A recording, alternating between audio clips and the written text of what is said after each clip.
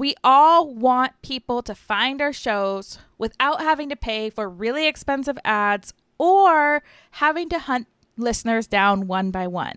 So I asked Faith to come on the show. She is an expert SEO strategist. She's a content creator, a podcast host who loves breaking down complex topics like SEO and making them super simple and put them in understandable terms. She is the first person that made it so that SEO did not seem crazy scary to me. So today we're going to talk about how to use SEO to organically grow your business, strategies for repurposing your podcast into a blog, and tips to utilize keywords to improve your visibility. And today happens to be her birthday, so send her some birthday wishes. Her information is in the show notes. Happy birthday, Faith, and thank you for joining us.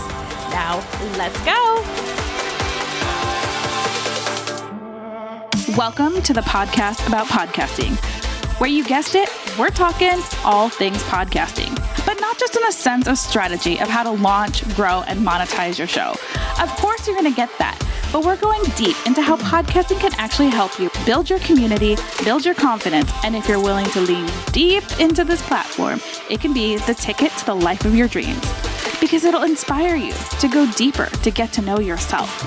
And as we know, success starts from within. If you are ready to stop being a ripple in this world and bust out your tsunami of change you know you are made for, it's podcasting for your soul. I'm your host, Jen Dragonette, so let's dig in. Well, welcome to the podcast, Faith. Thank you so much for having me, Jennifer. I'm excited to be on here because I love the fact that you help people not quit on their podcast dreams. Because as I've got into podcasting, I've noticed there's so many inactive podcasts that I love that there's somebody like you out here that's like, no, don't fade out. Don't quit. You can do this. So I appreciate what you're doing in this space. Thank you. And I appreciate you because I was going down an SEO rabbit hole and you found a way to make it really simple. And I'm so excited that you went from blogger to podcaster because I am a podcast person. I love to consume them. Mm-hmm. You recently just did an episode and it was 3 things you need to do before you start your SEO journey. I'd like to first know, what's your podcast, and tell us a little bit about what people can expect from there, because it's gold. Well, thank you. I appreciate that so much. That means more than you know, because my podcast is Simple SEO Marketing, and I started it back in June, and it has evolved. It started off as Jumpstart Your Dreams, and then I was just as I grew, and I was like, what the heck, Faith, are you even talking about?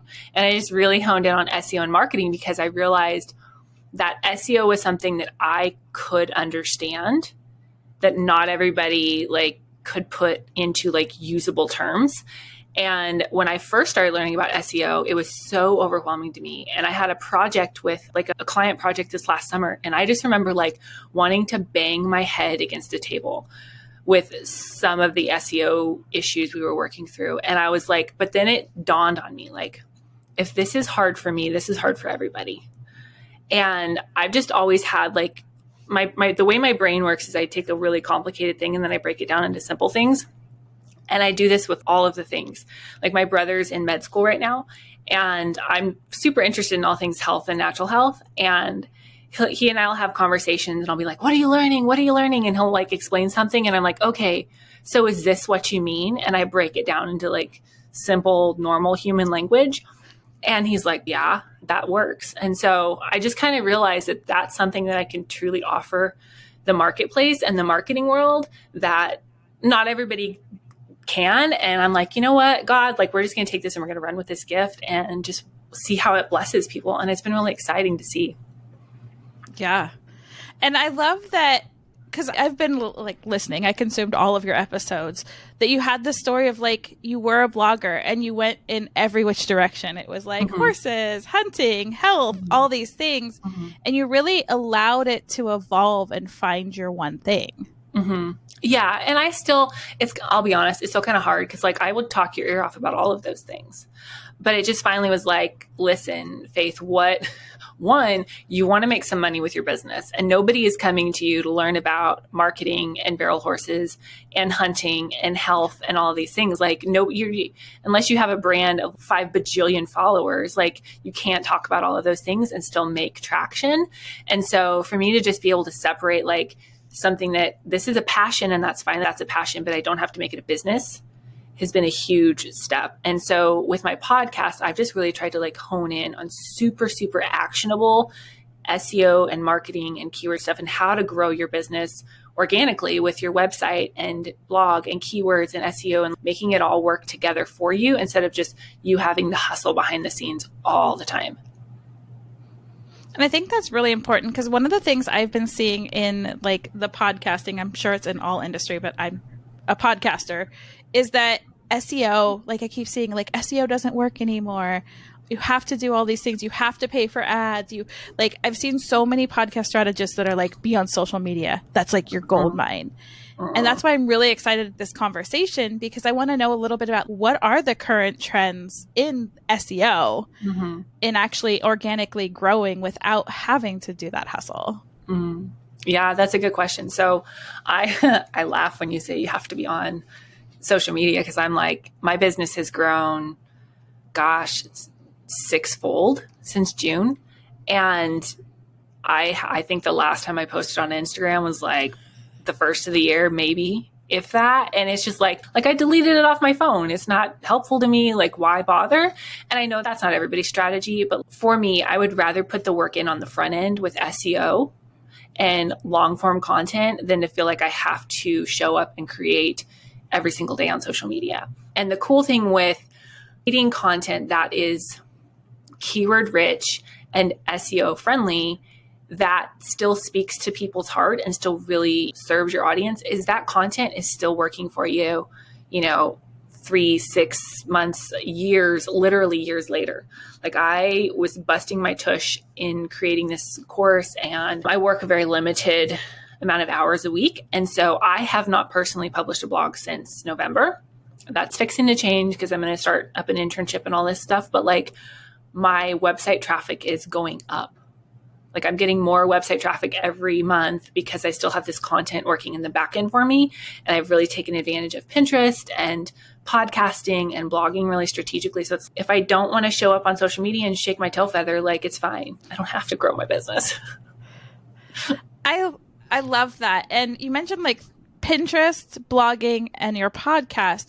Is it the same when you say keyword rich? Like, again, total novice here. Like when you say keyword rich, is it the same across all platforms? No. And that's where the fun / tricky / you want to smash your head against a wall / when you figure it out, it's really fun. That's when that blend of things, that's where that gets really fun because each individual platform has different SEO strategy. There are SEO principles that work across the board.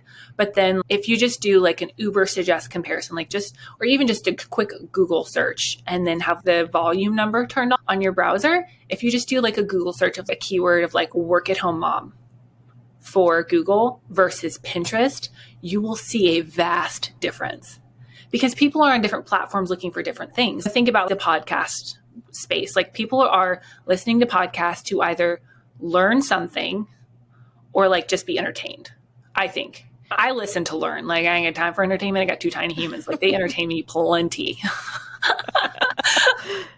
Versus like social media, like we're strictly on social media for entertainment.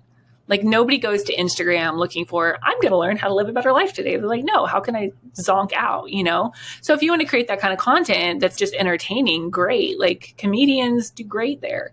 But if you're on Pinterest and you're like really teaching people things about their home or, how to work from home or work smarter or like recipes or outfits, like Pinterest is a great platform. So you just have to really think about the user intent of each individual platform. And then you have to do specific keyword research for each platform, which is fun, but also kind of frustrating.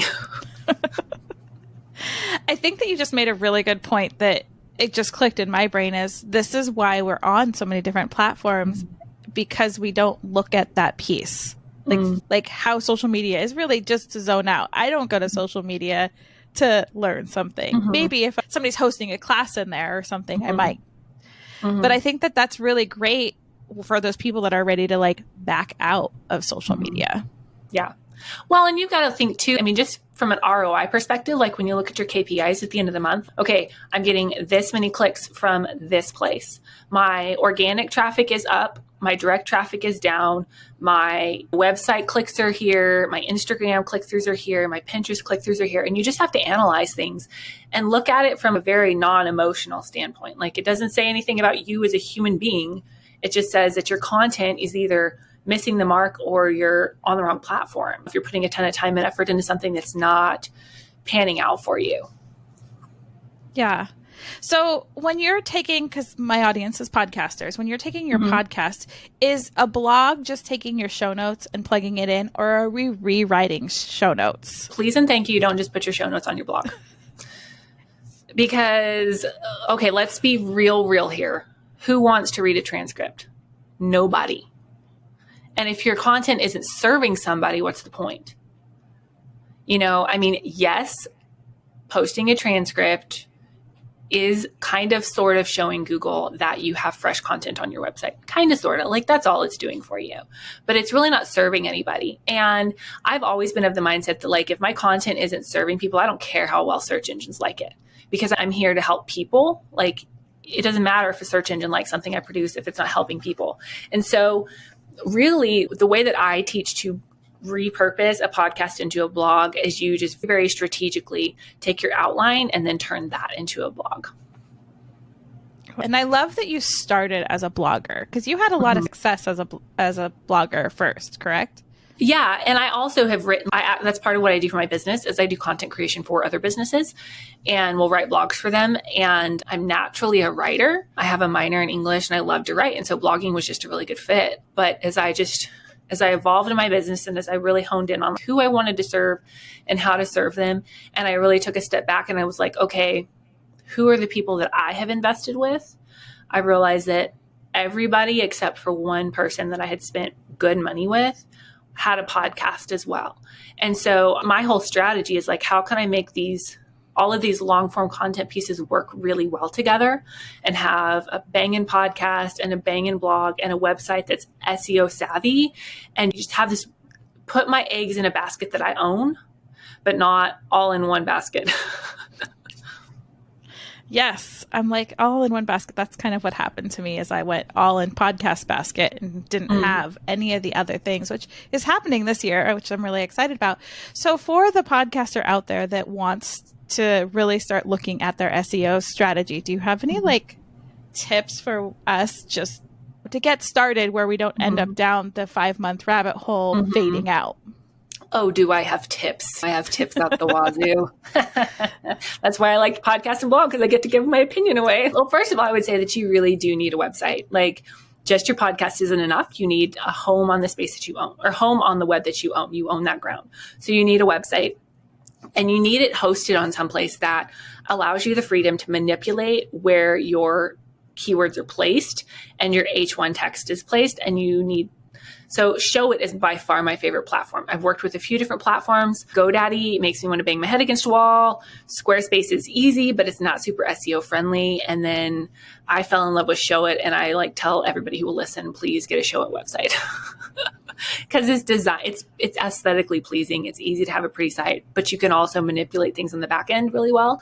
So first of all, you need a website. And then second, you need to do keyword research. And you need keywords that are the right size for your audience and for your content creation level for your website. And you need to do keyword research, like not just what you think people are saying, but what they're actually typing with their fingers, because sometimes the words that are coming out of people's mouths are different than the words that they type with their fingers. Why? I don't know exactly, but the things that I say to my friends are not the same things that I Google. And so you have to make a distinction. And I literally have separate spreadsheets for like verbiage keywords and typed keywords, because I have to have that distinction. And so you have to do keyword research. Ubersuggest is by far my platform of choice. I've used others, and there are others out there, but in my opinion, in my experience, Ubersuggest is by far the best for the price because you can buy a lifetime license and it has the lowest learning curve. And I wish that I had an affiliate link, but they don't do affiliates. And I'm like, oh, I've sent so many people your way. Please give me like $10. Right. But anyway, they don't do that because they just don't have to. So Uber Suggest is where I would start with keywords. If you absolutely have no dollars to spend, there's a free plugin for Chrome, an Uber Suggest plugin that you can get some keyword data from. And you just need to settle on like your top 3 to 5 keywords, your goal keywords, and then supportive keywords, and then blog keywords. And it takes some time, but really don't spend more than 3 to 5 hours here at first, because you can end up in a deep, dark black hole real quick. But you need to figure out your keywords, and then you need to put your keywords in the right places, not stuff, but you do need to put your keywords in places. Your page titles are a great place to start. You need to have some keywords in your page titles. You need to have keywords in your H1 text on your pages, preferably also some of your H2 text. And then all of your blogs need to be keyword rich, not keyword stuffed, but keyword rich. And they need to be written around things that people are actually searching, not just like telling your life story. Like, God bless you in your life story. That's precious, but like nobody's searching for that. So you can't expect a ton of organic traffic for that. Yeah. So what is keyword stuffing? That's what little baby blogger Faith did when I was like, ooh, keywords. And I just literally took a list of keywords and I copied it and I pasted it into every page title, meta description, photo name, alt text, like everything I could possibly think of, like keywords dumped at the bottom of the blogs. I mean, it was just like, in hindsight, I'm like, oh, giant face palm. That was so dumb, Faith. But everybody does it because they find out about keywords and they're like, oh, I want to get found for all of these things. And in hindsight, like it was extra special dumb because I was using like giant keywords that I was never going to get found for, like blogger. Please, you're not going to get found for blogger. There's 5 bajillion people using that keyword, you know? So yeah, keyword stuffing is just, if you can think of keywords as something that you can use authentically in conversation and a word that you would use authentically in your writing, but you're specifically choosing that word because it's marketable and searchable, that'll give you a good balance there. I love that because, okay, I'm going to just hold my head down a little bit because I keyword stuff. Yes, that would be me. And you also mentioned 3 to 5 keywords. Is that something that you use across all of your blogs, or do you just focus like every time you're creating a new blog for your website? You've got 3 to 5 for your website. Is every blog under those 3 to 5 words? No, not necessarily. Okay. So when I sit down with clients and I help them figure out their keyword strategy and their SEO strategy, we figure out like 3 to 5. I call them goal keywords. Different people call them target keywords, and they're bigger keywords that you're going for. They're still like, I've developed a whole strategy and whole formula for the size of these different keywords based on your audience and your content and your capacity. But like these are what I call your goal, like these are my dream keywords that I could kind of realistically get found for on the first page of Google. And I have 3 to 5 of those that I use across my page titles. And they're more like overarching, almost like content buckets, but not quite. And then my blog strategy falls underneath that, but your individual blog keywords are going to be much, much smaller. Okay. It's interesting. So I love how simple you're making this. Like you can look at just numbers. Like this is where my business is at. And I'm sure that inside your course, you have like information about like how to figure out which numbers you should go at for which portion in your business, right?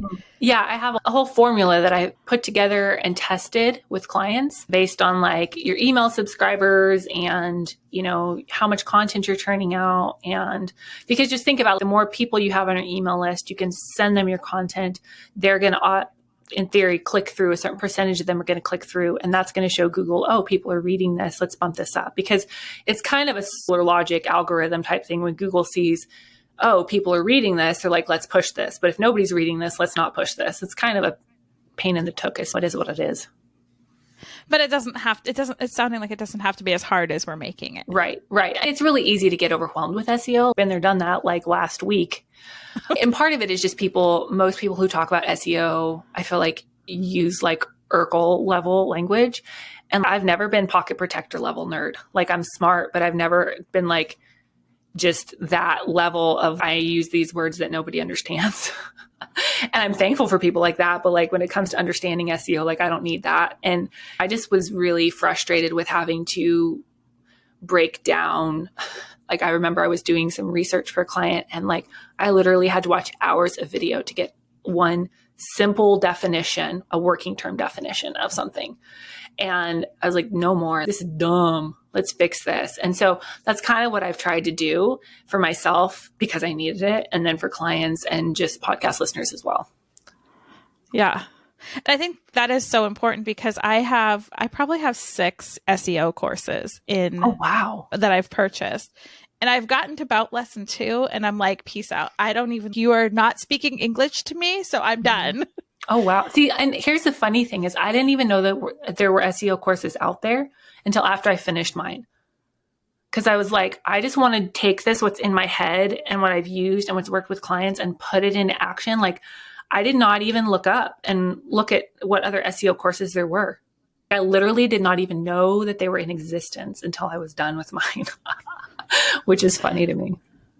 Yeah. But guys, like you keep coming back to the simple part. You do truly make it simple. I've been in some of your master classes and again, followed along on your podcast. And I'm like, because I took 6 of these attempted to take 6 of these courses, when discovering you, I thought of it at a whole different level. So can you tell us a little bit about like where we can find your course and like all this stuff? Because I think that it's so important that podcasters realize we don't have to live on social.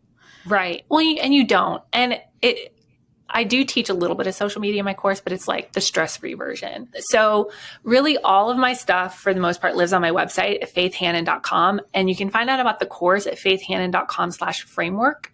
And my course is the Organic Marketing Framework. And I walk you through how to set up your website on Showit, because Showit makes my heart go pitter patter, just like real briefly on that. And then how to do SEO research, like what things you actually need to look up, how to create a keyword spreadsheet that's actually usable for you, what size keywords you need to be using, how to truly optimize the back end of your website so that you can just like set that and forget it. And then how to like craft messaging that people actually want to read, like craft content that connects with people and then converts. And then blogging, my whole blogging strategy that I use for myself and for clients, and like screen share tutorials out the wazoo, bless me.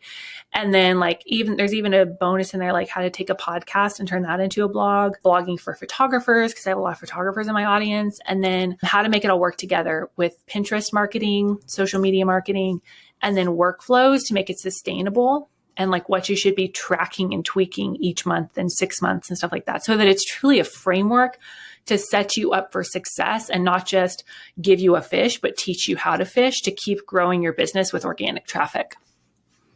Yes. I'm like that. In that organic traffic, I think that's one of the things that this industry doesn't talk about enough in podcasting. There's a lot of, well, I can't say that because there's a mutual person that we both know that does talk about that. But most people I see say, go for ads, go for ads, go for ads.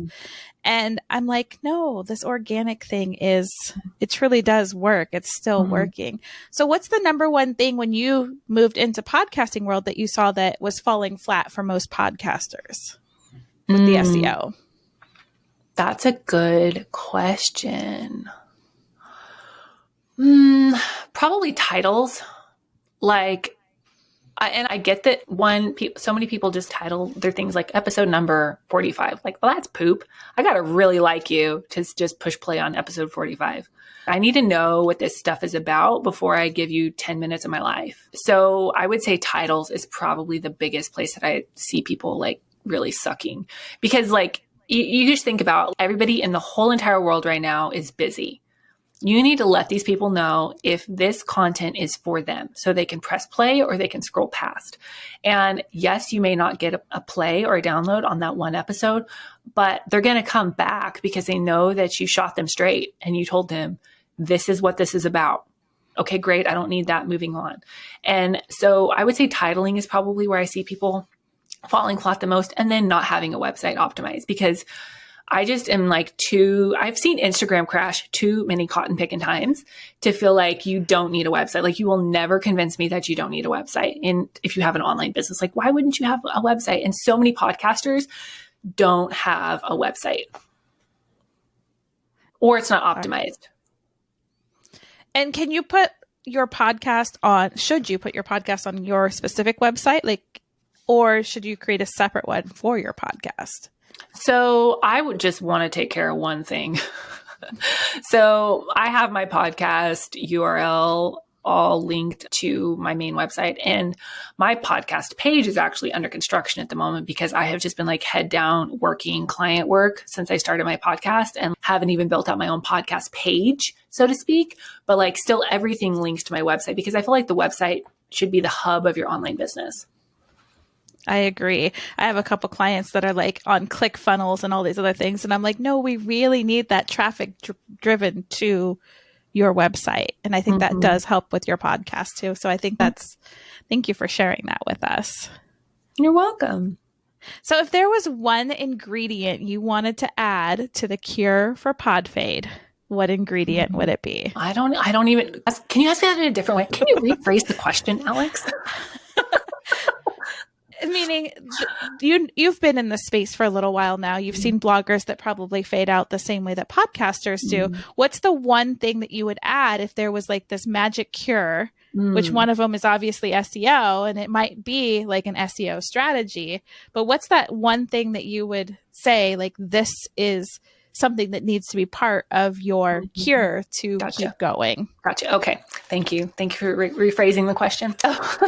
This is not SEO specific, and it is what it is. But I think you need to know your why, and you need to know your why at a deep, deep level. Like, I think you need to know why you're in business, and then why, and then why, and then why, and then why, and then why, and go like 7 levels deep. Like, just having a podcast to have a podcast isn't enough, because then when it feel like crap, I'm not going to do anything.